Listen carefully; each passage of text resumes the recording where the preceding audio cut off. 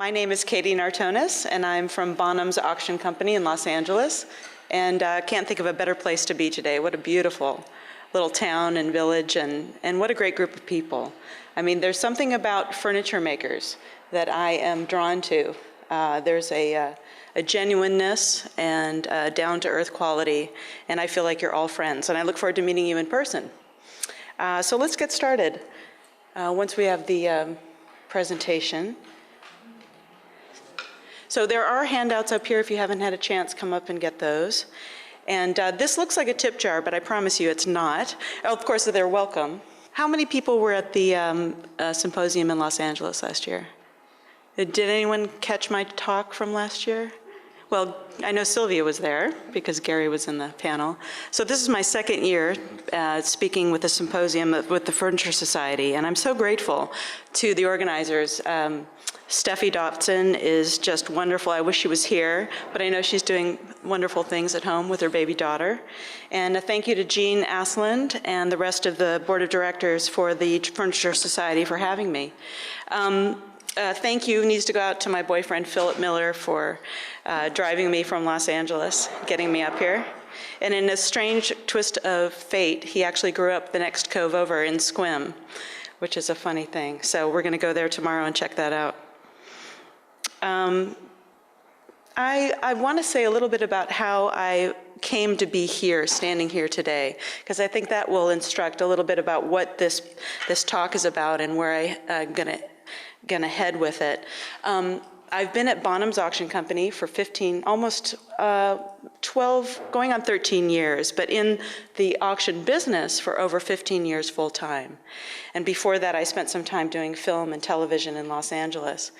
And the segue from film and television into the auction business was so natural for me. I grew up in an academic environment. My parents were both professors at a college in a little Midwestern town on the Mississippi River.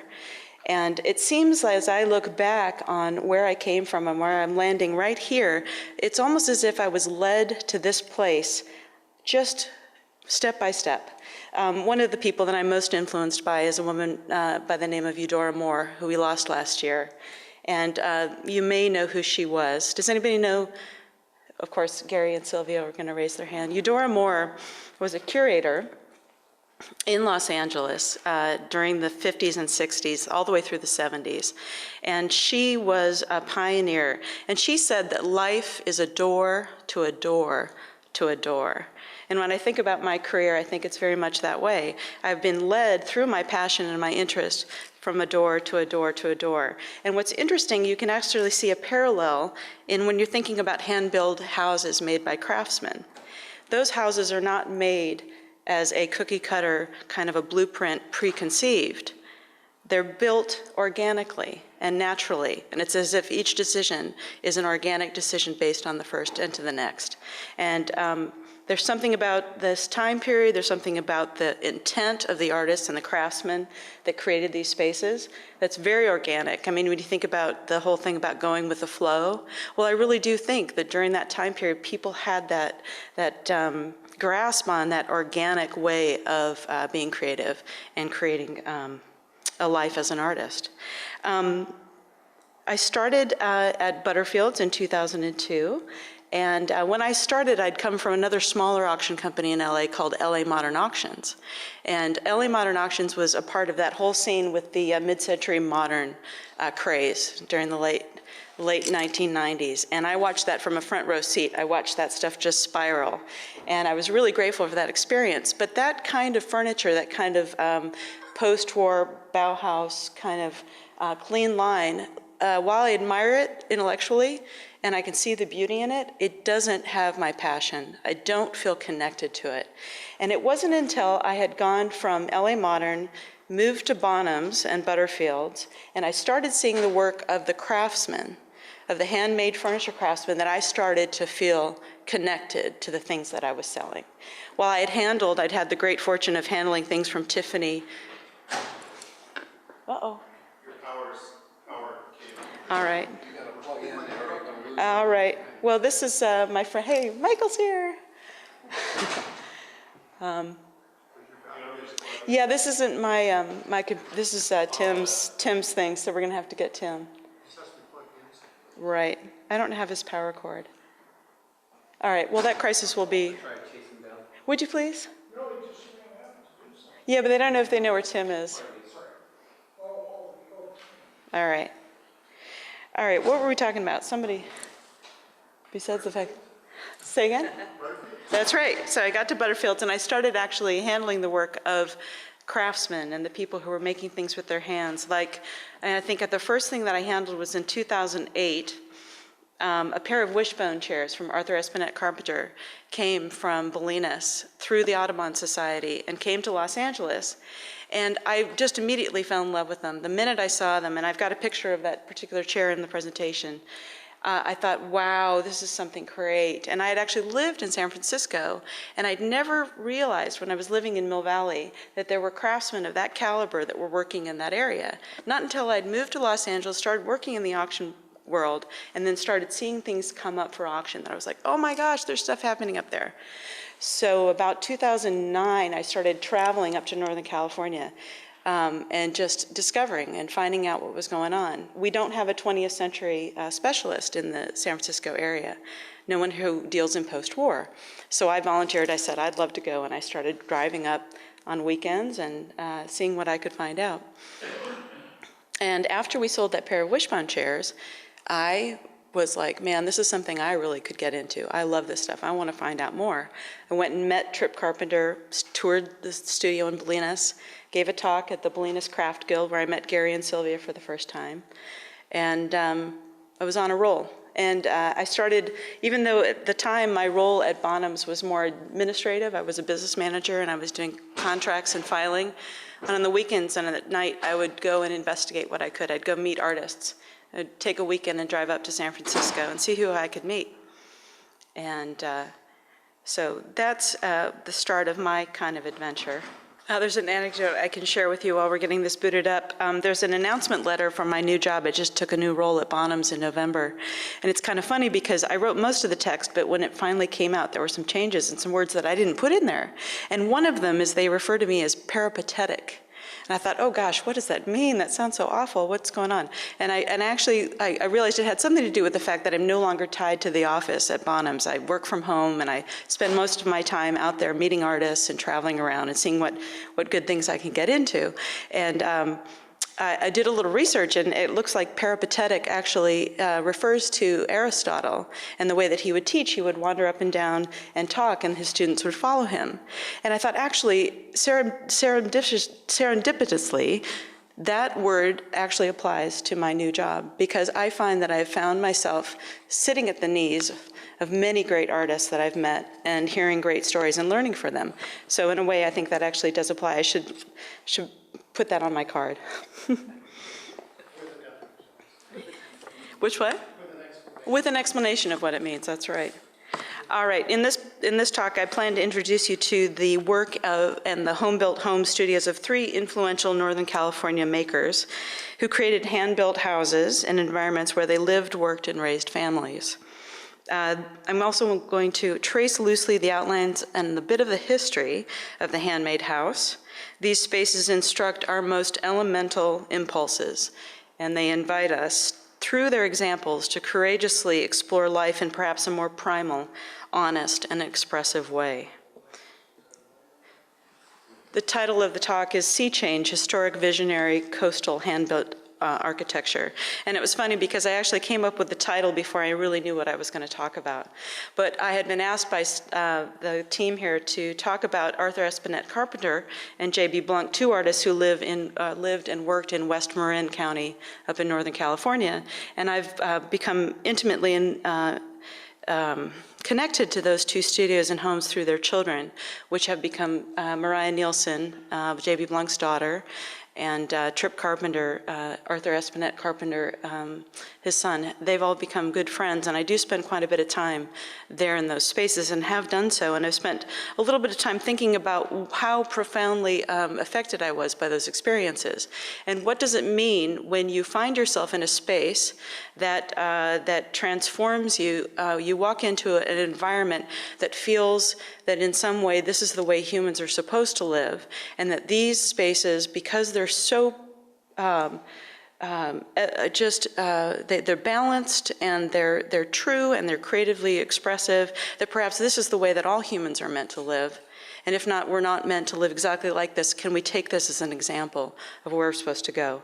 So I've got some slides, so let's get going. The first artist is Arthur Espinette Carpenter. The second is J.B. Blanc.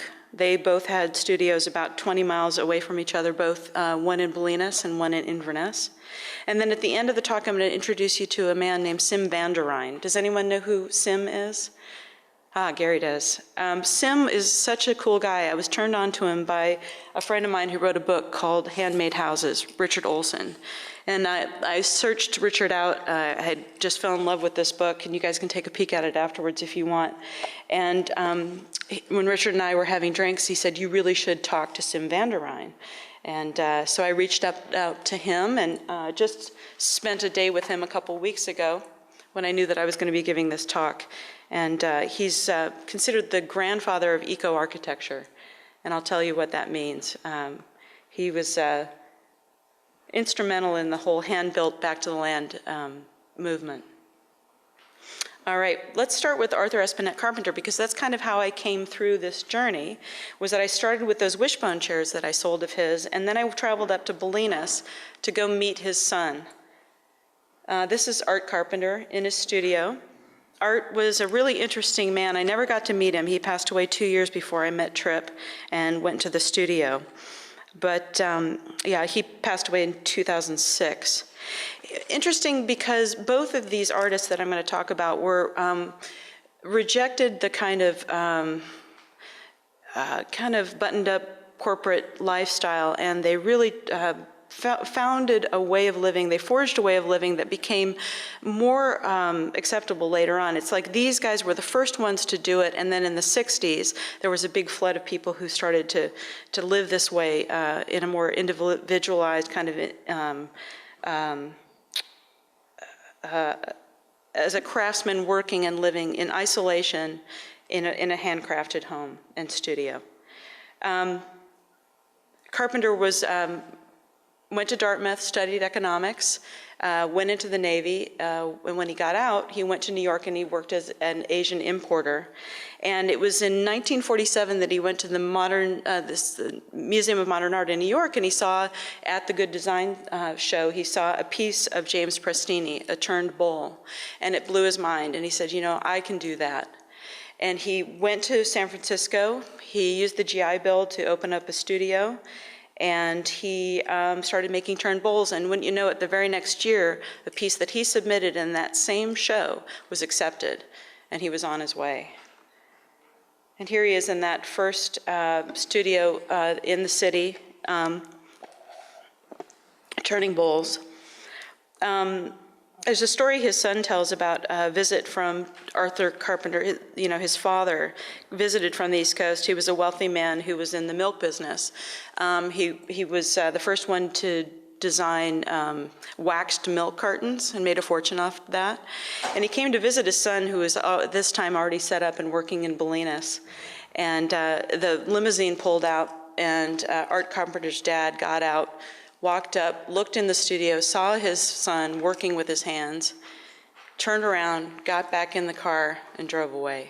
I mean, that's the cultural divide you're talking about between, you know, that generation. And this was like a really brave choice that these artists made. It was kind of a big break. This is some of Art's work. This is a beautiful music stand. You can see that his work is organic, natural, looks like it comes out of the ground. I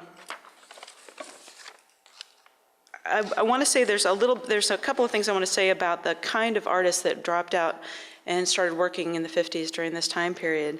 Eudora Moore, who I mentioned before, she said that these artists that settled in the 50s and 60s on the West Coast were a certain kind of person. They made a certain artistic stance about what their life was going to be. It was kind of radical. She says they made a most significant and knowing choice, that being a craftsman implied a certain stance, an attitude, a way of life. Further, she goes on to say, the great wave of migrations into California in the first half of the century consisted largely of people who were coming for new beginnings.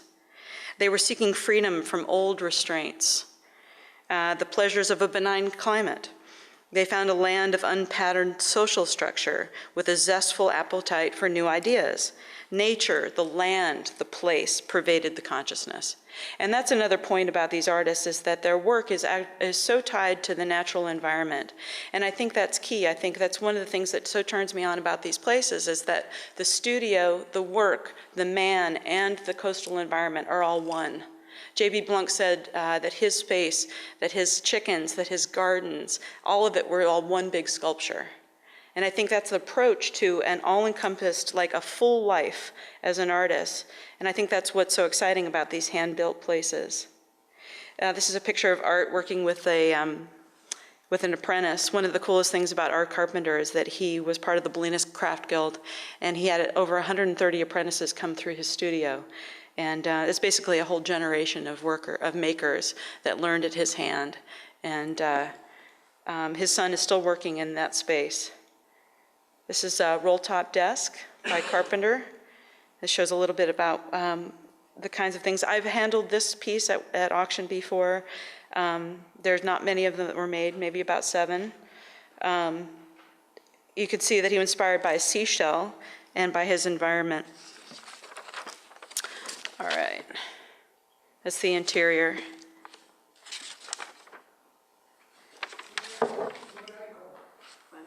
Clamshell, right? Clamshell desk, yeah.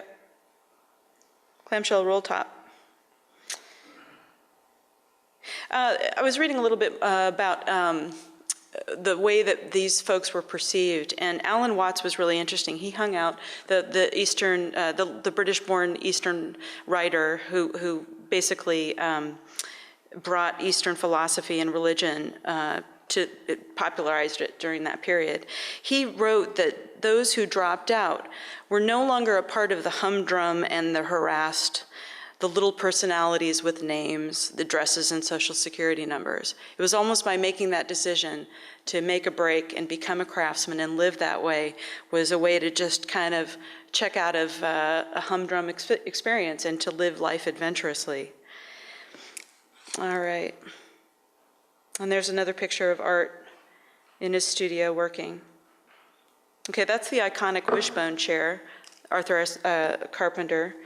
And that's probably the most well-known piece that he's ever produced, the one that people know him best for. And there he is working on one of the chairs. Art was interesting. He liked to work in maquettes. He preferred to see things 3D and to work on things in that way. He felt it was a lot easier, and he could show the client and work through the ideas of what he was doing. These are actually all maquettes. It looks like this could be a giant shoot of large-scale furniture, but this is in fact a bunch of the maquettes, which are still with the family, which is pretty cool. These are some cool little bees that he did. I like these a lot. More maquettes.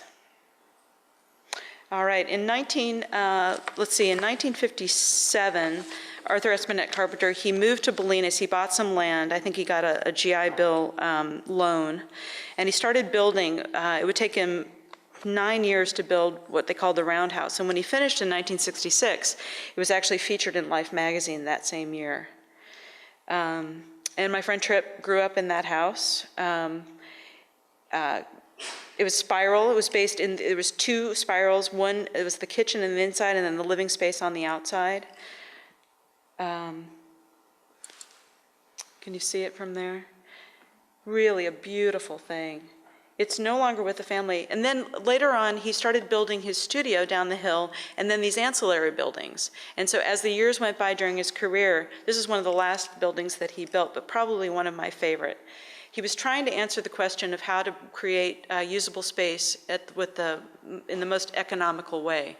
And I believe at this time he built this for his girlfriend's son at the time, who was, I think, a teenager and wanted his own space.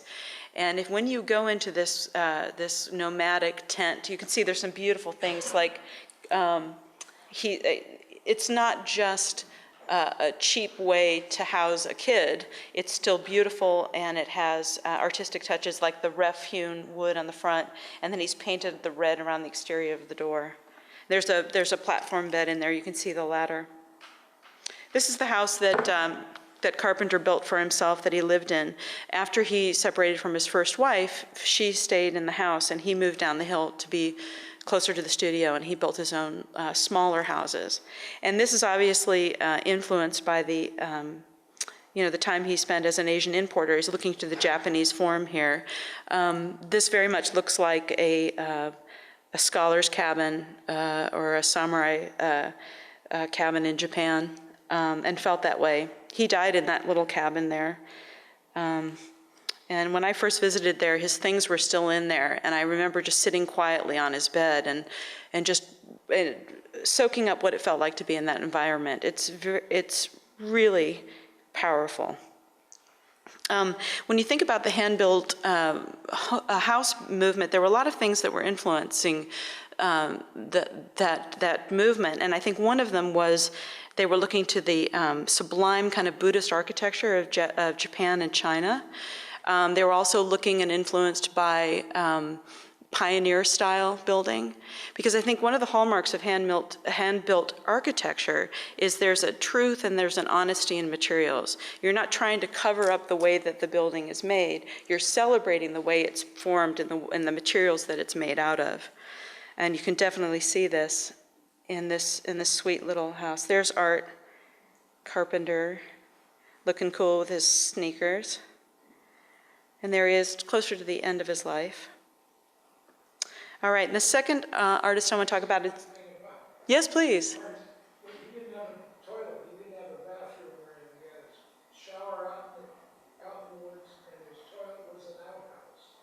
And beautifully made too, yes, and there was a shower, a separate shower, right. He stood outside, and then every once in a while he moved the outhouse. That's hilarious. Oh, that reminds me of a wonderful story that I read recently about Carpenter that I want to share with you right now. He said that when he first moved up to Marin, he went to visit a Chinese box maker who had a beautiful woodworking studio. And he would go and visit them, and every time he would go, this gentleman, and I can't remember the maker's name, was in his garden, working in his garden, and the young Art Carpenter kept thinking to himself, he's got this beautiful studio, why is he always out in his garden? And as he was relating that story to the reporter or the writer, Art Carpenter was standing in his garden as he was telling the story. So I think that kind of relates to the fact that your environment as an artist is a whole and living organism. Walking in the garden is just as elemental to making furniture as to standing in the studio, because of course that's where the ideas come from. And I guess what I'm trying to say in this talk is that by creating these environments, you enrich, and the work is enriched. All right, J.B. Blunk. He was born in Kansas and went to UCLA, studied ceramics under Laura Andresen, was drafted into the Korean War, and he asked to be discharged in Japan because he wanted to study ceramics when he was there. And in one of these amazing serendipitous kind of little moments, he found himself standing next to Osamu Noguchi in a folk ceramic store, and they struck up a conversation, and they became lifelong friends. And there are things about Noguchi and Blunk's relationship that are really interesting, because it seems that along the way, Noguchi just kept stepping in and helping Blunk along the way. And one of the things that he did was he introduced him to the painter Gordon Onslow Ford, who had a beautiful piece of land in Inverness. And Onslow Ford was building a house, and he needed help with the struts with the ceiling. It was one of these beautiful waveform ceilings like this.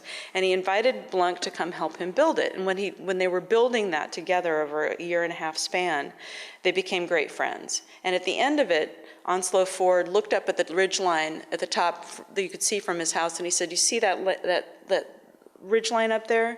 I want to give you an acre to use for the rest of your life, and you can build a house there if you want." And so Blunk starts reclaiming pieces of driftwood from the local beaches. He starts getting scrap and lumber, and he starts building his house.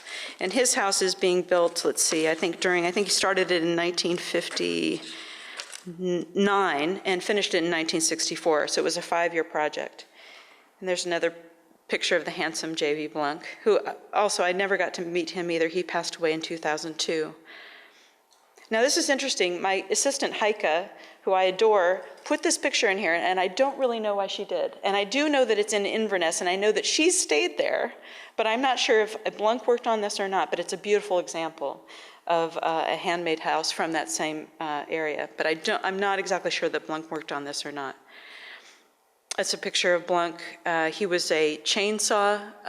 He used a chainsaw to create his work. It was reductive work. He would see the image and the form in the wood, and then it would be revealed using that chainsaw with the wrestling. And this is pictures of his work from the retrospective at Blum and Poe. I think it was in 2010. So you get a sense of how respected his work has become and how collectible. Beautiful stuff. That's a really gorgeous example. Sorry, the picture's small. You can see that Blunk's work is obviously also just looks like it comes out of the earth. This is the famous piece, The World, that's at the Oakland Museum, that a whole generation of California kids slid their butts around. Another one of Blunk's sculptures, that's, as you make your way toward the house. This is Blunk working on one of his pieces. And this is some of his ceramics, which if I had the great opportunity of spending the night at the Blunk house, and in the morning got to use these ceramics for my tea. It was a really great moment. Picture of Osamu Noguchi. And there's Onslow Ford, 2 people instrumental in Blunk's life. This is cool. This is a picture of him moving one of his sculptures. You can kind of get the sense of the scale of his work and how he worked and the time period. Okay, this is Blunk's house. This is the house that he built. It's up on a ridgeline in Inverness. It's Japanese style. This is the interior. There's a cute story that Mariah Nielsen told me. She said when her girlfriends would come over for a slumber party, she'd turn all of the penis stools around so that nobody could see them. Mariah told me at the end of his life, Blunk started dragging some of his sculpture closer to the house and didn't really say anything to anybody. And they decided as a family that the pieces that he pulled up close to the house would stay with the family and never get sold. So those are some of the pieces that stay in the house. And then a few pieces have sold. His work has gone as high as $250,000 at auction. I mean, I think it was Art Basel that's sold.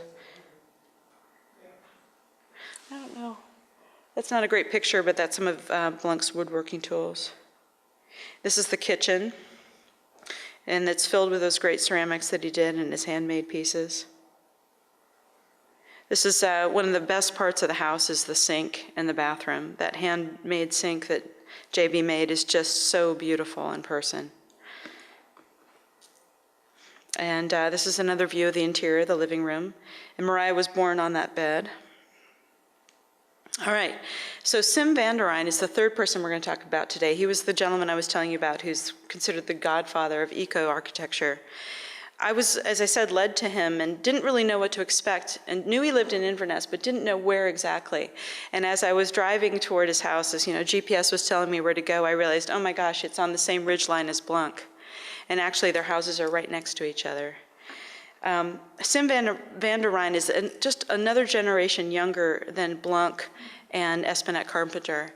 He fled Poland, his family fled Poland in 1939, like a month before the Nazis invaded. He moved to Queens, and he grew up kind of playing outside. He always felt a really close connection to nature. He ended up studying architecture during a time when the Bauhaus was what was up. A lot of flat lines. He went to school in Ann Arbor, and he remembers that he had a project where he was asked to design a house, and he designed it with a pitched roof because Ann Arbor gets a lot of snow. And his professors just freaked out because they couldn't believe that he didn't prescribe to the flat-roofed, boxy, modernist style of what was big at school. And his life changes when Buckminster Fuller comes to talk, which it sounds like this happened to a lot of people during this generation. Bucky seemed to come in and just kind of blow people's minds. And for Sim van der Rijn, it was just what he needed because he was just not going to get boxed into what the architecture of the time. Buckminster came and they built geodesic domes made out of rice paper, and they sat under them and had lit candles, and it was the kind of thing that Sim just needed to get his mind going. He looks back to it quite a bit in his writing. After graduation from college, he spends 6 months traveling Europe, and when he returns to New York, he gets a job offer at one of the big firms with Gordon Bunshoft, who designed the Lever House, which is a beautiful building in New York. And he went in, Sim goes in for his first day just for orientation, and he's walking around this giant room, this glassed room with all of these little worker bees in white shirts and ties over the drafting tables, and he just walked out and he never went back. He actually booked a ticket to San Francisco the next day, and that was in 1958. And so Sim ends up as an architect in San Francisco, and then he ends up teaching at UC Berkeley, and in 1971, he teaches the first class in how to build your own house. 30 students are involved, and 15 of them are women, which I find is really interesting. I know he was really cute.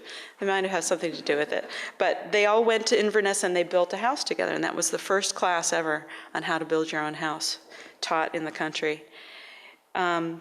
During the 1970s, this is Sim, this is a picture I took of him in the house that he built up on that ridgeline in Inverness. In the 1970s, he's hired by Jerry Brown and becomes the state architect. And when he does that, he enacts Proposition K. And Proposition K is in 1975. It basically grandfathers in all of the hand-built houses that had been made up and down the coast, because it basically took away that fear that somebody was going to show up with a red tag and say, you don't have a driveway that's properly poured, or you don't have a flush toilet, or you don't have all these things. So he basically grandfathered in all of this hand-built architecture that was already happening. And I had the chance to ask Sim when I was standing there and talking with him while he was in his garden watering, and I asked him, I said, do you have an idea of how many of these hand-built houses were built in California during this time period up and down the coast? And he said, that's interesting that you asked me that. He said, we did a study of how many flush toilets or some kind of toilet permits that were issued for that particular kind. And he said, maybe 800, maybe 1,000.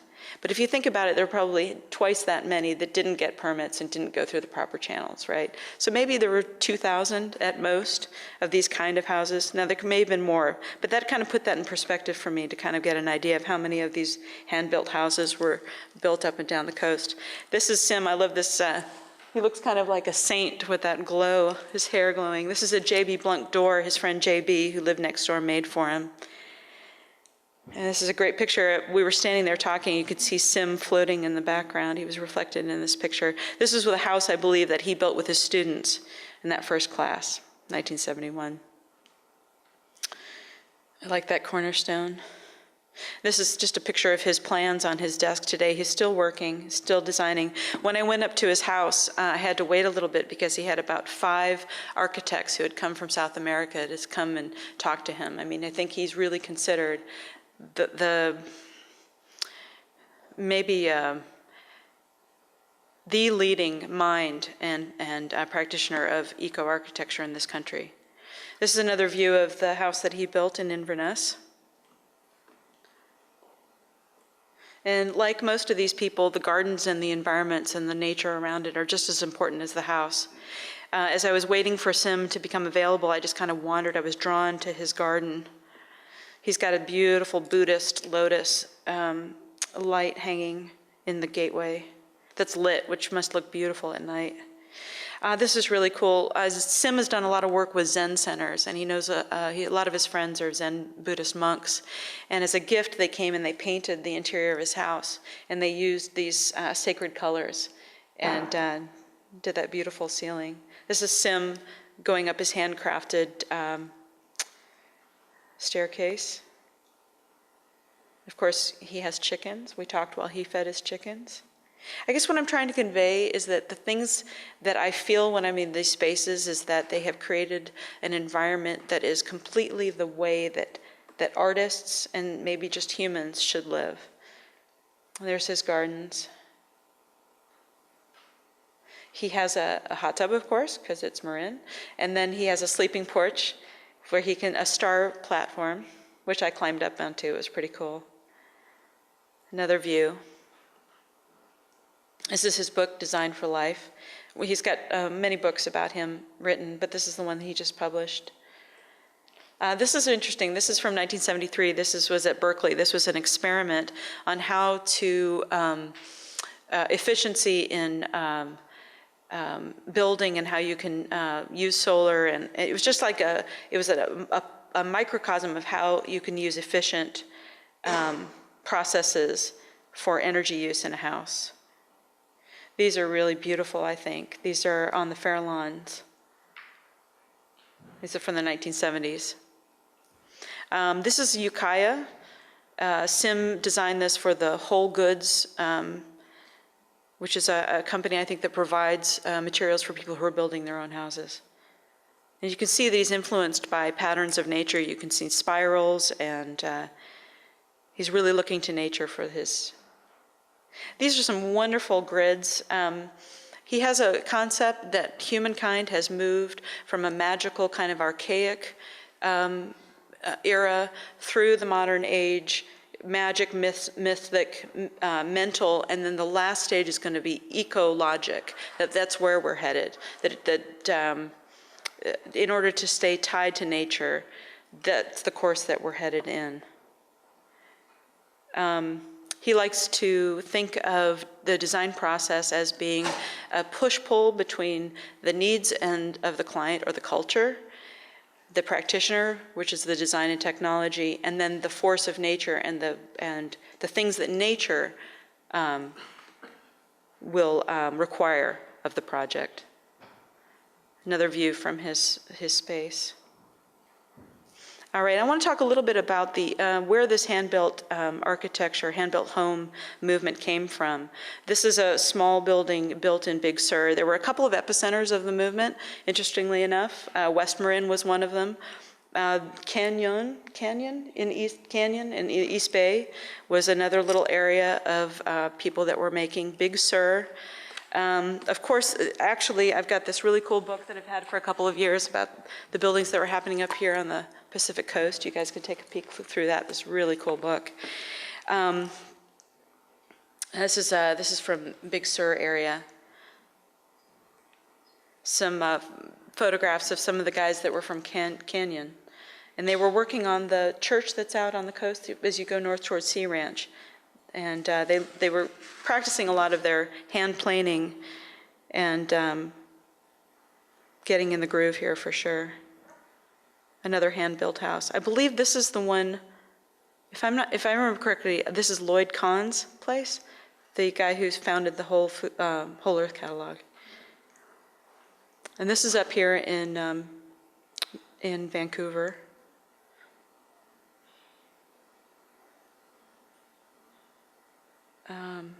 Talking about influences, there were a couple of architects and makers that seemed to be on the minds of the people that were doing this stuff. Bernard Maybeck was one of them. He was an architect who worked out of the Berkeley area, and he was, this is his home that he made for himself. And you can see there's an authenticity to the materials, and there's an intention of kind of a graceful honesty. And this is Charles Green of Green and Green. You can see that the natural materials and the kind of the siting of the house is important. And this is Tor House in Carmel. Robinson Jeffers, the poet, hand-built this for himself. And this is one of my favorite places. This is just a really awesome example of hand-built architecture. Carl Jung's house in Lake Zurich. This is cited as being one of the influences. And a lot of these folks were actually reading Jung at the same time, so. This is Goff. This is the mid-century modernist architect. But what I like about him is that he was a champion of using reclaimed materials, which was a hallmark of the movement. This is Nepenthe in Big Sur. And this is Sea Ranch, which is up north of San Francisco, about 2 hours on the coast. And then this actually, I think, is here on one of the islands. Do you guys know this house particularly? It was one of the first designed here in the Seattle area. It was done for a professor of Buddhist studies. And apparently it was one of the ones that just started the whole wood butcher movement here in the Northwest. This is a particularly beautiful space as far as I'm concerned. I think it's just, obviously looking to the Japanese example, just beautiful.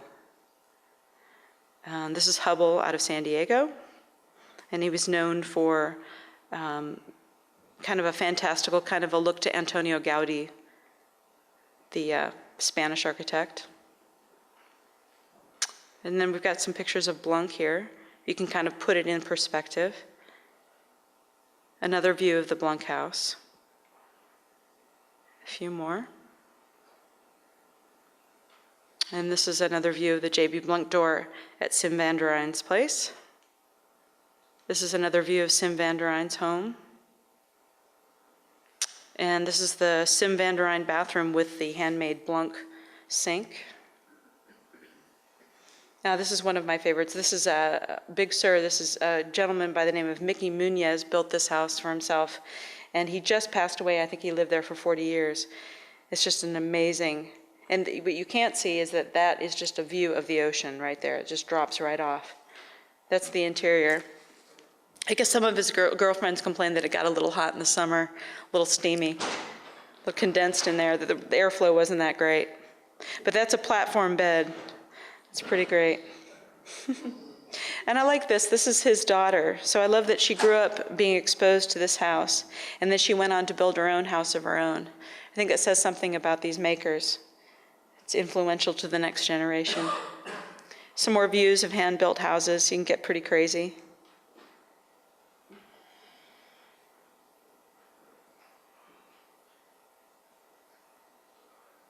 And then I'm going to finish off. I think that there's actually, you can see in this more recent architecture, this is the work of Samuel Mockbee in Arkansas, the late Samuel Mockbee, and who makes, which is he's more of an architect concerned with social injustice and poverty, and how do you take people who are living in poverty and you elevate them through architecture. And he's a real proponent of salvaged materials and living in a small scale. And I thought I'd share some of his work with you as well. And there's Samuel Mockbee. So this is coming up. Does anybody have any questions? That basically is the presentation that I have about the three artists and the hand-built house movement. On all of the various hand-built houses, are a lot of them still standing? Yes, they are. And a lot of them have been torn down too. It seems like it's like kind of like, I'd say 50-50. And I think it depends on the family situation and whether the place was built well. Some of them were more transitory because they weren't built to last. Yeah. Any other questions? Well, I want to show you a little bit about what I've got coming up. I discovered an artist in Taos in the last month who had been working in the 70s. This is her work. She does feather work. And I'm going to be curating a show of her work in Los Angeles in September. And this is some of her more recent work. She was working in the 70s. She was part of the California Design Exhibits, and this is some more of her recent work. And then I'm going to be, it's not a great picture, I'm going to be curating retrospective on Jack Rogers Hopkins for the Craft and Folk Art Museum, which I'm really excited about. Just who knows the work of Jack Rogers Hopkins? Yeah, cool, yeah. It's been exciting. It's been a really good journey. In a way, eat your heart out, Wendell, because Jack was doing self-lamination, I think. Well, About the same time. well, in fact, I even heard that perhaps Wendell was influenced by Jack Rogers Hopkins, which in his own quiet way. Because one of the things about Jack is he was like these other artists. He was very much about working, putting his head down, and concentrating on the work. You saw the one in this stuff up? Well, this particular piece actually was destroyed, and I don't have I want to show you a better picture of it. It's called the Womb Room, and it was his masterwork. It's 13 feet by 13 feet. And it was in the California Design Exhibits. It's got a built-in stereo, a chair, a bookcase, and then it's sculpture. It's just a radical sculpture. And he couldn't find a home for it. And people asked him, they said, what happened to the womb room? And he said, oh, you mean the thing, it's behind the tarp, behind the studio. He had just carved it up into bits. And they're like, wow, how could you do that? And he would look at them and he'd say, an artist who can't destroy his own work shouldn't be an artist. I was like, yeah, I read that and I'm like, yes, I like this guy. So it's very exciting. So look for that. I think that's it.